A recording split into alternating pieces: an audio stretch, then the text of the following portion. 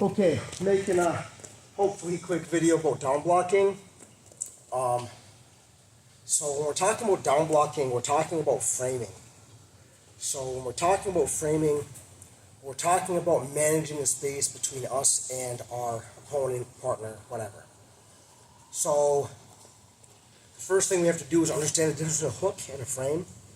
I understand you guys probably already know this, but I'm going to explain it anyway.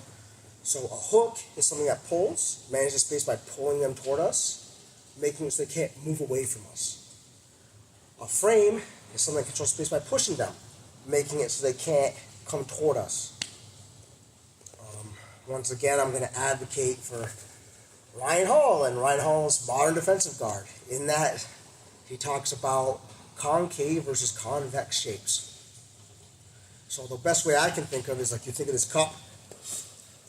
Right here, if you pour water in, water will be pulled into there and it'll sit there. It will hold the water. That is a concave shape. If I use the bottom of the cup, water will flow away from it. It'll get pushed out. That's a convex shape. So most of our frames, my head, my elbow like this, like that, that's all convex shapes. So when we're looking at the arm, a lot of people, they make their stance and they put their hands like this. The problem is, this is a concave shape. This is a hooking part of my arm. This part of my arm hooks. So what ends up happening is people make their stance, they go ahead and defend, boom, and it gets caught. Their legs like this, their arm stuck, they get taken down anyway. Then they get a false positive because they get low enough, and they get a front headlock. And generally it's because the frame isn't with the arm. The frame's either with like the shoulder or their chest, and they're front headlocking. So look at this part of my arm, this is concave. But if I turn my arms over like this,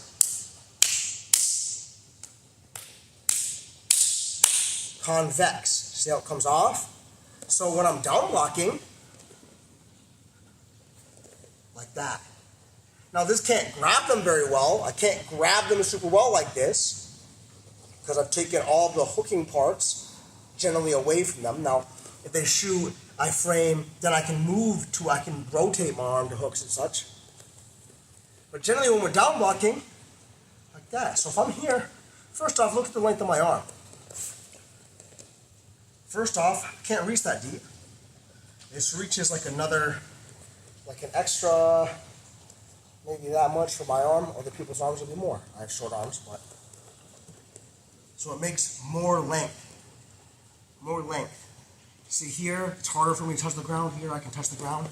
So I can even come at you, cross, straight, right? So it's literally just what part of my arm is frame and what part of them hook.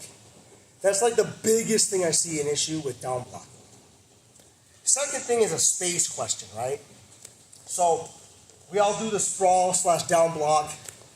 People go straight back, right? Or if we do just the down block version here, you see how I had to move backwards? There's nothing wrong with that. It's just understanding there's a movement of having to go backwards. Whereas if I go sideways, you see here I've got to go backwards, here, sideways. So if I do the full sprawl, that way I don't need to use up as much space. I can come back into them a lot faster. So there's that as well. Again, when we're talking about frames are only really as powerful as the base behind them. So when I'm doing this, I have to understand that when I have a lead leg, and if I'm framing with my lead hand, the power to this doesn't really come from this leg. Unless I start going here, now the frame power comes from that back leg. It's coming from the other leg. So that's why I'm going to do this sideways. Whereas if I'm like very straight or very square, it's going to be a lot easier for me to do. So that's kind of like the really basic thing about down blocking, which is literally just what do my arms do?